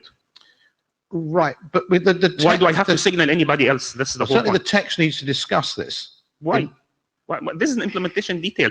I mean, I'm set up to run BGP, and suddenly I need to run OSPF. Why do I need to tell everybody that I'm not going to run? No, I don't think it is an implementation detail. Okay. You have to describe to people the process that you're going to run, because not everyone will work out the subtleties, right? So this is not about hiding information. It's about describing what you really want people to do. But the second point is to do with, you then go into loop avoidance. Loop avoidance takes time. And so you have to abandon loop avoidance, which other people are helping you with. Why? Loop avoidance is a local behavior that says irrespective of what happens downstream, it works. So whether the downstream router decides to do TILFA or not, it still works. Oh, yeah, Atlas, no hats this time. Okay. But I've thought a little bit about fast reroute, of course. Look, if you have a worse failure so that your failure assumption doesn't hold, you get loops. And the rest of the network, if you're trying to do, particularly for anything like this, which is more sophisticated than LFA, what you find when you do remote mechanisms is you want to also do micro-forwarding loop avoidance, right? And that assumes that the node at the point of local failure is doing a local repair and continues to hold that repair while the reconvergence happens elsewhere. And if you're trying to do the micro loop forwarding avoidance, and if the point of local repair is not holding a repair because a worse failure happened, then you also want to terminate the micro loop forwarding prevention and go back to let's just converge as fast as possible. And therefore, it is not local behavior. Okay, let me reply to this. First of all, the assumption that micro loop avoidance requires the node attached to the failure to do something is wrong. I do not care about what the node attached to the failure do. Whether it does TILFA or not, it works. Micro loop avoidance works. Let me... Number one. Second thing. Can I interrupt for 1 second? Yes. This is Chris over here, the chair. So you're presenting also on a micro loop avoidance technique. Yes. That particular micro loop avoidance technique does not require that. Yes. However, in general, other micro loop avoidance techniques do require that. And Aliyah's point about worse than expected failure cases, I think, always holds. That maybe I am restricted. That's why I said at the beginning, and I tried to make it as clear as I can. I said SR, TILFA. I always say segment routing, segment routing. If you want to mix and match techniques, you're on your own. Okay, this is segment routing. It's a complete architecture. It works. So I think the fact that the two of us are confused would suggest that we need more text in this document to explain to those of us who I can add, in this space. I can add segment routing 10 times or 100 times in the draft, but I think one is enough in the title. It says segment routing. Okay. So you cannot simply say the microloop avoidance draft forms part of your microloop avoidance draft forms part of a particular architecture that only this works for. I mean, if that's the case, you need to state that very specifically. Oh, okay. I mean, the title of the draft is microloop avoidance uses segment routing. I'm not sure how specific can I be more than this. Well, even segment routing's only got partially strict routing. So, right now we are talking about the TILFA draft. Right. It says here SR. I mean, the title is called segment routing. I mentioned it multiple times. I don't know how many times more I should mention it. Other techniques are beyond the scope of this. We're asking for text that talks about the interaction of it with microforwarding loop avoidance and under what circumstances you need to bail to best effort instead of because you've had a worst failure. And there are multiple reasons for that. One is because it doesn't have to be just local behavior. Two is because we are trying to write specifications that people who are not here can actually go and implement, and they may not have all of the understanding, and because if you get it wrong, you loop traffic. So thank you. The reply to that, again, as I mentioned, the implementation of this technique is specific to certain failure. If you have more failures, then it is really the implementation problem. You cannot ask me if I say I am giving you a standard for OSPF, what happens if somebody beside you uses ISS? Well, too bad, I don't know. Well, we disagree, and I guess we'll continue the discussion as the draft progresses. But I'd like to ask another question, which is to do with this is all about forcing the traffic onto the post-convergence path from the PLR. Right. But in fact, a lot of traffic will never go near there after the failure. True. And so I think I keep finding it hard to get in my head what is actually going to really happen in a real network, as opposed to this hypothetical one that continues to send stuff via the PLR. So if the road from here to there fails and you use another road, what do you want me to do? Right? Say, what else you want me to do? I don't see what is the concern here. So yes, traffic will move to somewhere else. Great. What is wrong there? Well, there are two concerns. One, that you might not have the bandwidth if forcing it via that. No, I will only force traffic if it comes to me over the post-convergence path from me to others. If it doesn't come to me, I cannot do anything to it if it comes over there. I still don't understand what is this concern. I read this multiple times. I said, okay, what is the concern? If I may summarize, all the requests have been made from Stuart, from Aliyah, as working group participants.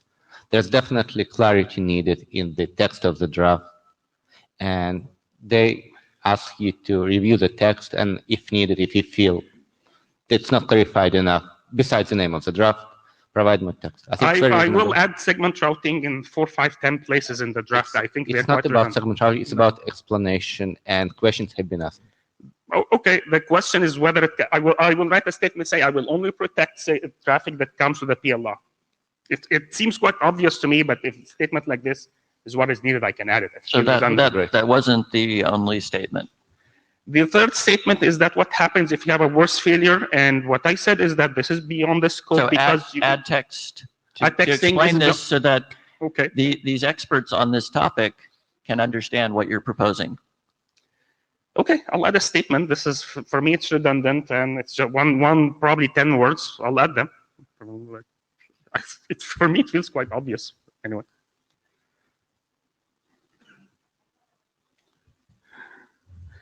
We are, okay. Next, we're ready for working group adoption. So can I actually go back a slide, please? Sure. So you mentioned an IPR disclosure? Yeah, well, this will do. Will do. So you still need to do that? Yes. Okay, so we're going to go through the IPR disclosure process and, questions and so on before working group adoption. I believe you asked for the Ipr disclosure during the working group. Occasionally we do that. However, our general rule is to ask for it before. Okay, go ahead. No, okay. I mean, how do you want to start this? Like send an email or something like that? We'll send an email. Okay, yeah, please. Please go ahead. Tell us when you have actually disclosed the IPR. Have you disclosed the IPR? Is there more IPR to be one disclosed? for the previous version of this one. The previous version under Pierre Francois' name. There was one in it. Then this one replaces Pierre Francois. Okay. So you've already disclosed all the IPR. Probably. I will check. I have to look. This has been like almost a year ago. It's up to him to decide. So.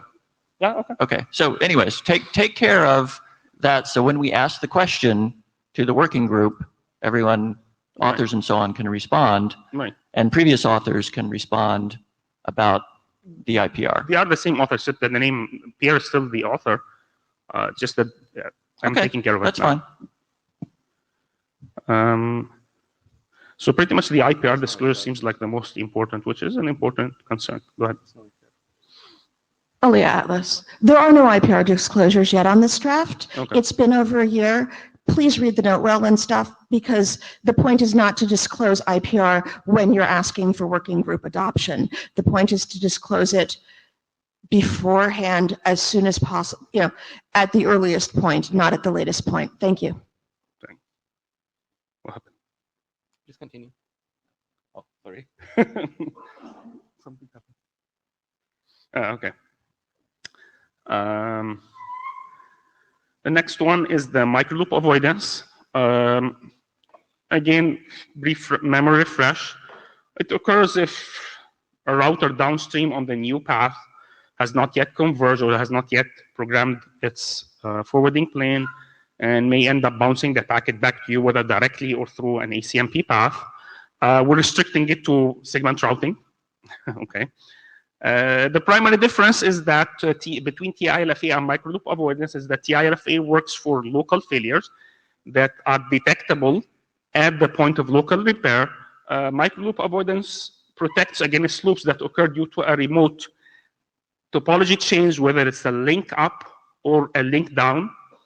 The objective is to make sure that traffic goes over the post-convergence path, irrespective of whether routers downstream on the new post-convergence path have converged or not. So whether they have converged, they are using some TILFA mechanism, I don't care, using microloop avoidance themselves, it doesn't matter, it'll still work. Here is the idea. So router B, the one in blue, previously it used to send traffic down towards the down direction, towards PE2, but the link AD has failed. So what it does is that it sends the packet over the green path at the top. If C has not yet converged, then C will bounce the packet back to B, saying, well, why are you sending the traffic to me? You're the shortest path. So the way it does is that B will tell C, send the traffic to E, and once the traffic arrives to E, the shortest path from E to PE2 is via the post-convergence path. It's pretty much very similar, but not identical to the to TILFA mechanism. Again, similar to TILFA, it doesn't matter what happens downstream, whether they converge or not, whether they're using TILFA or not, it doesn't matter. Idea is the same. You detect the topology change. You detect that there is a risk of loop. So you explicitly forward the traffic over the post-convergence path using one or more list of SIDs. After a short while, you basically use the normal path without adding any SIDs to it. The amount of time that you wait, there are many ways to do that. One of them via protocols that are proposed, others via configuration, other via testing. The determination of this time period is not really in the scope of this draft. How many segments? If you can look at it, it's very similar actually to TILFA, so symmetric links, maximum 2, most often 1. In asymmetric topologies, I can cook up an asymmetric links in topologies with asymmetric link. There will be cases where I can cook up topologies where you need more than 2 SIDs. For the link up scenario, it is guaranteed to be 2. It doesn't matter whether it is symmetric, asymmetric, it doesn't matter. Again, update on the comments. IPR disclosure will be made. Thanks. or a few nits, like I think some, thanks a lot, like typos and a few things. What topology changes are covered at this point in time, we're restricting it to link and node, up and down events. In the future, we may restrict it even more, depending on the algorithms. How to determine the time period between stage 1, which is where the traffic is explicitly forwarded over the post-convergence path, versus moving to stage 2, where the traffic is just forward classically, just send it to the next hop, to the new next hop. There are many ways to do that, configuration protocol-based, simulation-based, really off the topic. Security consideration, same thing. This mechanism ensures faster ways of sending the traffic over the post-convergence path without risking loops. So you can think of it as a minor security enhancement. Oops. And we're ready for working group avoidance adoption after we do the IPR disclosure. Any questions? That wins the Freudian slip of the year here. Any question? Yeah. The thing is, Oli Atlas, for the link down case, how do you tell what kind of a failure has happened to know what the post-convergence path is? Again, this is configuration driven. You come and tell me, do link protection. Okay, so I will do link protection. You come and tell me, do node protection. I will do node protection. It is not that I know that through some funny mechanism, because it's really impossible. It's the other way around. I was thinking more about local SRLG. So what you're actually going to is the post-convergence path if the worst case failure were to happen. No, I would say this is configuration or policy driven. You tell me what you want. I don't assume always that it is node if I can do node. I don't do that.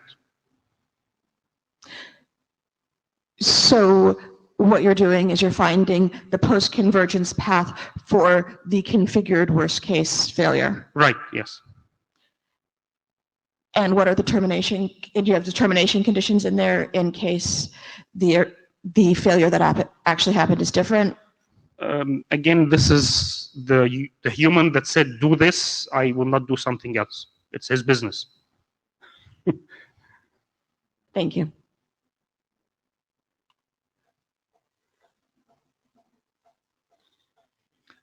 Chris Bowers, could you back a couple of slides? Do you take into account SRLGs in this case? I think for this version we don't. You're saying this version of the draft? For this version of the draft, for the microloop avoidance, because it's a little bit harder to do that, because failures are remote.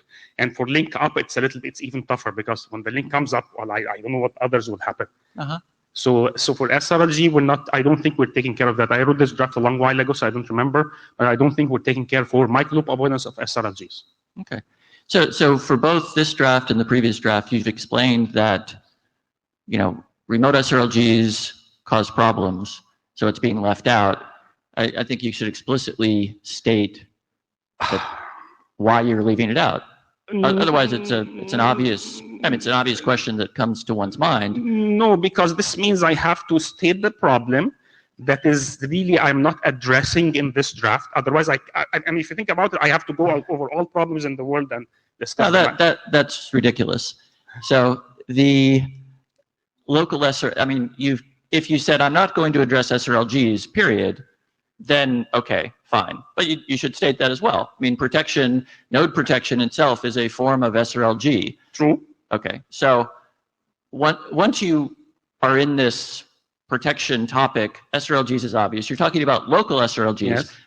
Yes. An explanation of why you restrict this to local as opposed to arbitrary SRLGs is completely appropriate for a document that you expect the working group to adopt. I tend to disagree. However, even if it is, I am restricting it to a certain problem, and I don't have to explain why am I not addressing other problems.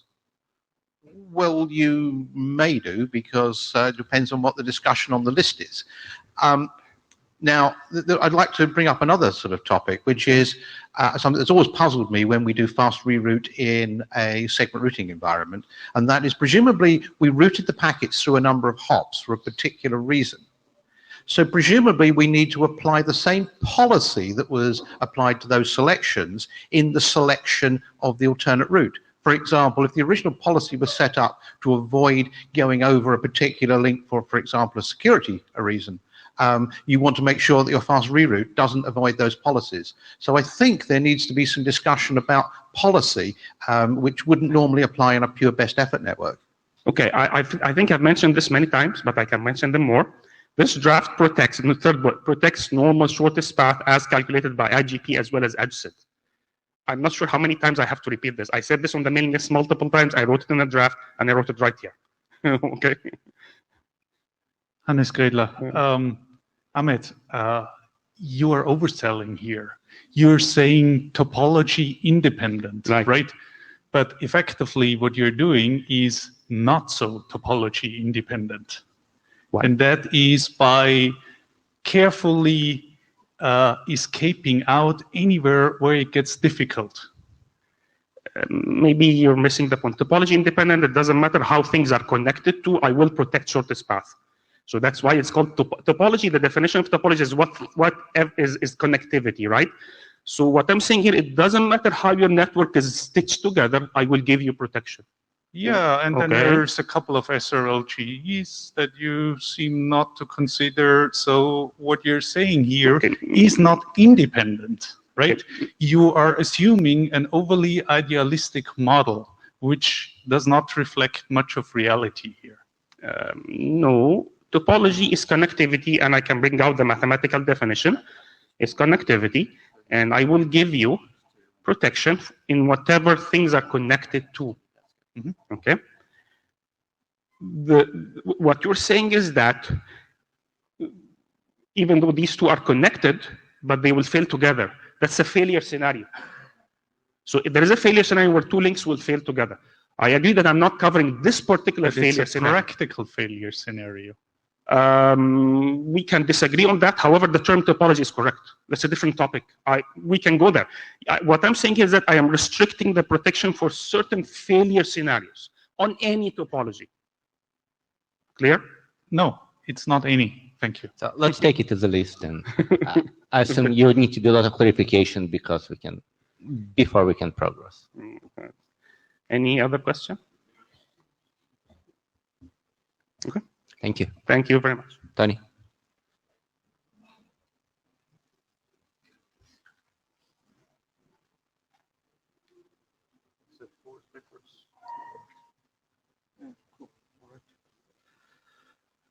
Good morning, everyone. Nice and jet-lagged, I assume. Monday. No. This will be a very boring presentation. No mention of Yang anywhere, so no contention. Did you do Yang? It's not clear to me that the clicker is going to work with PDF, so. Okay. Yeah, you should have told me. Okay, yeah. I mean, it's not that much material. So, yeah.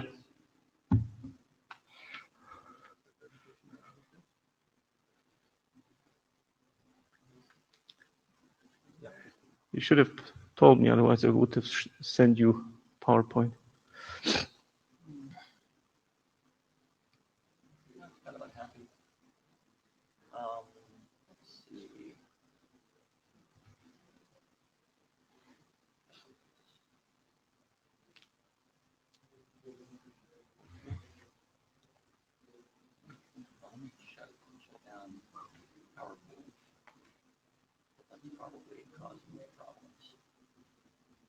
You want the PowerPoint quickly on the stick?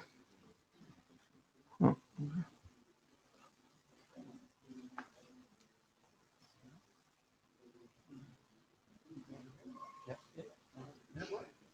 Go back. Yeah. There. Okay. Okay.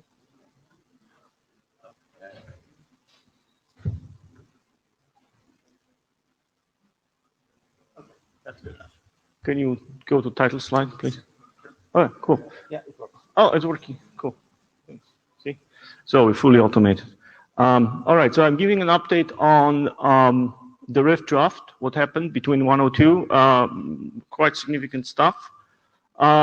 New co-author, Comcast. We worked on some real-world experience, tons of industry input, and what happened was, what happened was roughly that. We extended the requirements on one or two things which have proven important to some customers. Some customers insist and run east-west link, so we added the list east-west link procedures. I mentioned the work. We had interesting operational discussion about internal reachability of nodes within the fabric in all kind of failure scenarios. So we added considerations for that. Some people desired better description of the flooding scopes, so we wrote the rules down more carefully. The default origination procedures are non-trivial, so we spelled that out better. We added BFD interactions optionally, which are also desired by some people.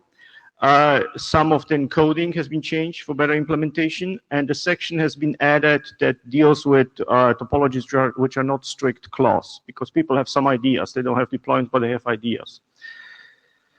All right, so what happened in terms of requirements? So it looks like people are not overly happy with lag and MC lag, layer 2 in IP fabrics for multiple reasons. I mean, some of them. There's always people who are happy and some people who are unhappy. So we added mechanism in Rift where basically you can replace lag for all practical purposes with Rift. So and you can run it, of course, on links which are non-uniquely addressed or are unnumbered. So we can support unnumbered parallel links and basically provide a full lag functionality. The MC lag discussion, we don't want to touch the stuff in Rift. MC lag is pretty much IP multi-homing, or otherwise it's really an L2 problem. And it's an ugly problem because it's not really a standardized problem in terms of multi-share select synchronization. After discussion, looks like we don't need any kind of forwarding adjacency support. We just use tunnels as interfaces, and there's no further considerations needed.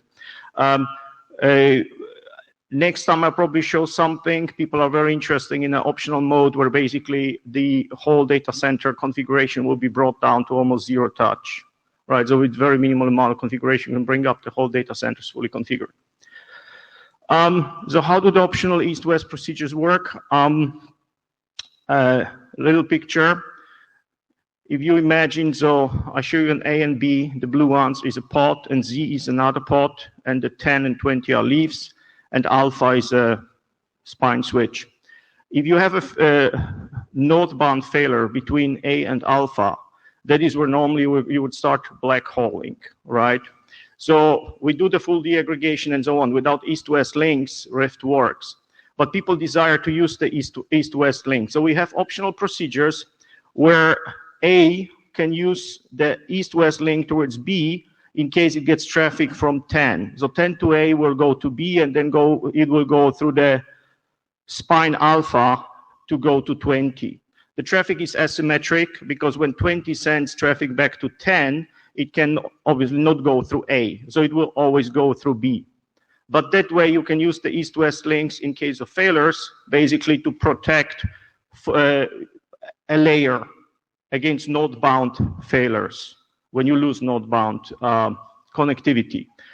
That is still completely loop-free, which is very important. So it's not generalized routing, right? The east-west will not be used in both directions, because then algorithmically, the whole thing deteriorates into generic link state routing, and Rift has absolutely no purpose. You can run ISIs because all kind of funky topologies get constructed where all these links starts to forward bidirectionally in the east-west direction. Okay. So on the internal node reachability in terms of all kind of funky failures, right? We added a new section, and basically what we recommend is that the internal node injects its loopback address into the node-bound direction, which basically, without failures, allows you to reach this node internally, either from south or from north, okay? The interesting things happen is when nodes lose node-bound connectivity. You have to think that through what happens, but basically the node may become unreachable from certain nodes. So what we recommend is that in such scenarios, the nodes inject south PGP ties, their loopbacks, which makes them reachable again, at least from the south. So that merits maybe further consideration, but we thought that through, and there's a section dealing with those failures. The precise default origination procedures in the southbound direction has been written down, so it's not entirely trivial. I pretty much spelled out the rules. I don't think on the fly it makes a lot of sense to go precisely through them, what they mean, but I put them nevertheless into the material so people have something to refer to. So a node will inject a default under certain conditions, right? Because in other conditions, the default injection would just lead to black holing, which makes no sense. The BFD interactions are relatively easy. So we allow, or optionally, it is just fine to run BFD on the same links as Rift, right? And we just specify the interaction that you bring BFD after the Rift brought the three-way, and the BFD, after it came up and goes down, can bring the stuff down. So to prevent all these admin down problems that other protocols have. We align the link IDs, which is basically a unique identification of a link in Rift, with BFD discriminators, so implementations can very easily basically reuse the values, if that makes any sense. And the BFD may be used on subset of links, on all the links, in terms of like having a micro lag all of a sudden, right? Micro BFD running over a lag. And ultimately, based on experience, the encoding has been changed. What it means in Thrift terms is that a lot of sets have been replaced with maps, so implementation get much faster. Look for elements within the encoding much faster when certain information elements have to be accessed. And that's about it. I'm surely under time.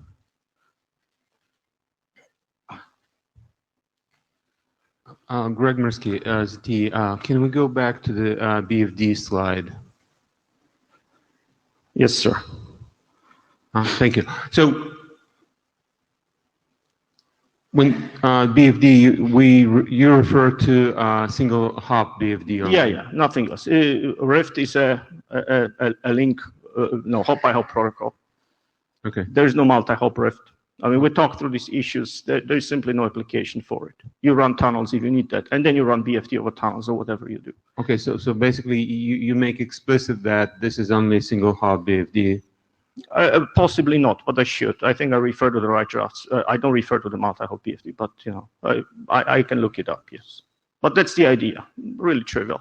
Basically, it's a trade-off between having a control plane which can pump the hellos fast enough to keep you happy at a certain point in time, to having to go to timer resolution where it doesn't make any sense to run the control plane. So please invite your hardware, which for practical purposes means BFD. The problem has been solved well in BFD. What I'm interested, because I had the discussions with some data center architects, and they believe that with the current hardware, you don't even need single hop BFD because your hardware works loss of light even faster than any fast BFD. Yeah, and we know it's not true from a lot of interesting laser deterioration problems and so on. No, right? you basically what your interest in BFD is very interesting to me, because it's a argument in this discussion. But look, I mean, we went through the curve for 20 years. We know the loss of light is not good enough, right? BFD has a purpose, has been built for a very specific purpose, and is very widely used. Now, if loss of light would have been good enough, BFD wouldn't have existed, right? We have MTU problems, we have single no direction connectivity problems, we have all kind of weird stuff. And BFD is doing an excellent job. Right. Hey, Linda, I did read the draft. So in this change... Why do you point it out so specifically? Oh, yeah, well... yeah, all right, sorry. Yeah, just a pun. Yeah. For the self-bound ties, this change, so you always flood your self-originated S ties. Correct, unless you're a leaf and you don't follow leaf procedures. Right. Yeah. So what happens is now at any level, you'll also inject a prefix tie for your loop back. Is that all the time, or only if that node loses its northbound connectivity. Very good. Yeah. So in the north direction, we recommend you always inject, right? Because that's how you reach the node without any failures. In case you lost northbound connectivity, you may not be able to get to it. So we recommend that you inject an SPGP loopx prefix, which will make you always reachable at least from the southbound direction. The problem is ugly, and the problem is very real today, from what I understand. Now, for the purposes of flooding and injection, I noticed you pointed out that you don't use your east-west ties, east-west links, except in the failure. If you lose your No. The southbound flooding is equivalent to east-west flooding. Yes, so right. Okay, good. So that happens automatically because that's always a longer path because of the SPF. Correct. Unless there's a failure, right? Correct. Yes. Okay. Yeah. I know it's very non-trivial, pretty deep, yeah, but it's precisely why it has been built that way, yes. So you read the draft, good.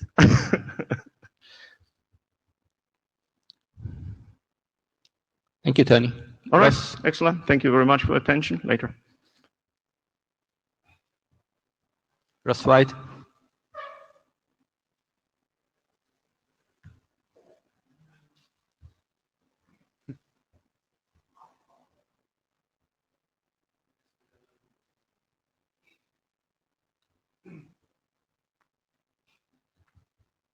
He's going to make me stand in this little pink box. He knows how much I hate that. Russ White LinkedIn. That is Tony P's data center. Sorry. This is ISIS support for OpenFabric. It's pretty much the same presentation I gave last year, except there are a couple of small changes. Oh, look, I don't have to look behind me. That's amazing. Anyway, a couple of small changes in the encoding and stuff like that.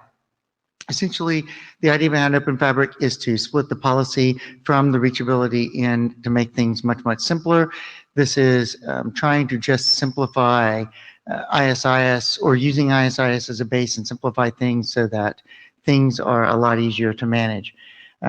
Simplest possible distributed link state protocol, no policy in the protocol, no configuration. Essentially what we're trying to get to is having no configuration on the boxes. Everything just comes up and boots and it just works. No extra stuff. Trying to keep out of the feature creep realm. Running a big data center and you get lots of features and basically the features just become node knobs and the node knobs just become weeds and you end up spending a lot of time trying to weed your data center fabric and it's really ugly. There's a loose feature set right now. Eric Osborne observed to me in a private email exchange, I don't know if Eric is here, I don't think he is this week, but anyway, that there's a lot of may remove features. This is something we need to look at as authors and contributors and figure out, like, should we tighten that up and make some things may be not included, some things must not be included for interoperability. This is just something that was brought up in the last week, so something we need to look at. If you have concerns or feedback on that, I would like to hear those. Basically, the draft lays out in several small pieces. There's a fabric location piece. We're using SPF to calculate where you are on the fabric. This only works on a 5-stage or larger because in a 3-stage fabric, a 3-area fabric, you cannot tell where you are because everything is symmetrical. So basically all you're doing is running SPF with a hop count of 1. You just set all your metrics to 1, run SPF, and then you just do some simple math, subtracting max from current and etc., and you figure out where you are on the fabric. And as I said, this is not something that works on a 3-stage or a 3-area fabric. We have changed the encoding. It's in bold on the slide because this is something that's changed less, and naming came out with a new draft talking about how to encode the tier level in their draft. It's an ISIS change, so we took the encoding out of our draft. We're just using theirs because it's actually simpler to merge the encoding schemes in a way that makes more sense for ISIS so that we don't have to actually manage that piece of it. Forwarding optimization or forward optimization of flooding. Essentially, we're using neighbors. If you've ever read the MANA Mobile Ad Hoc Network work, this is very similar to that in that you're using neighbors and you're deciding which neighbor of yours can reach all of your 2 hops and only flooding in a way that allows one of your neighbors that can reach all of your 2 hops to reflood to all of their peers or all of their intermediate system neighbors. This is another change in the document. We used to have a do not reflood bit and some other stuff, and we have changed this to using the local LSP in 7356. So it seems simpler to do. Go ahead, AC. Beat me up at the mic. That's AC's job. Should I back up and wait one? I guess since he referred to me, I need no introduction. He who needs no introduction. This seems like this repurposing of the scoping of it's really area information, and you're repurposing scoping it at the link level to limit flooding. It seems like kind of a strange mechanism.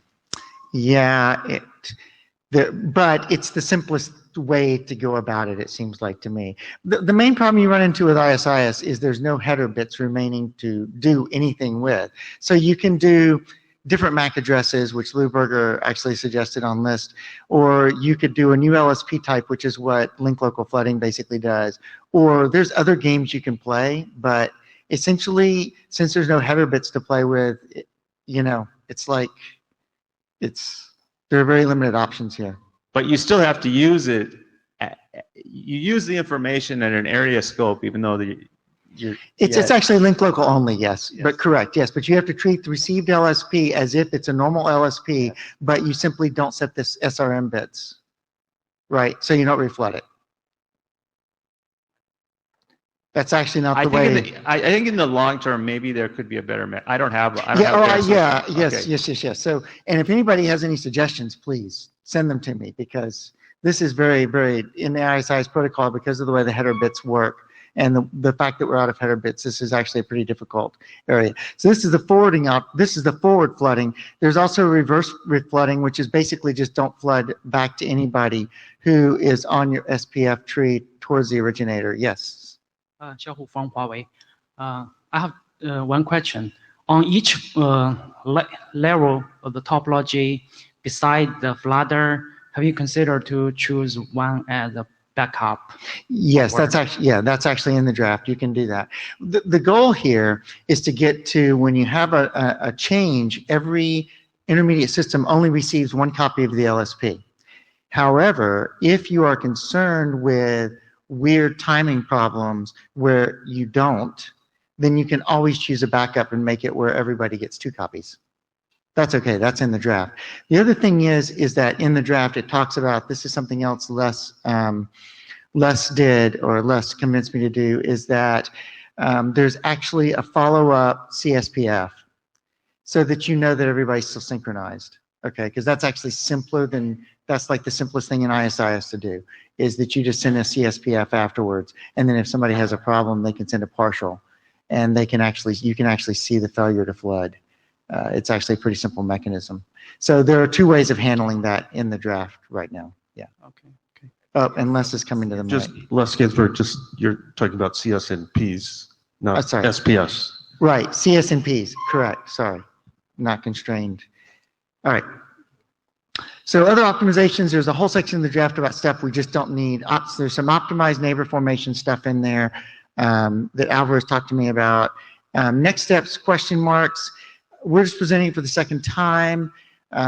We may or may not present it in ISIS this afternoon, depending on how many people raise their hands and say they want to see the presentation again. And, we're slowly working on some implementations. There are some things swirling around the implementation space. There are some people who want to implement this and run it, but there are just some things going on as far as logistics go that are making it difficult for us to get there for this point. But questions, anything, feel free to send them to me, send them on the list. Perfectly fine. This is all just open work trying to get something done. Cool. Thank you. No questions?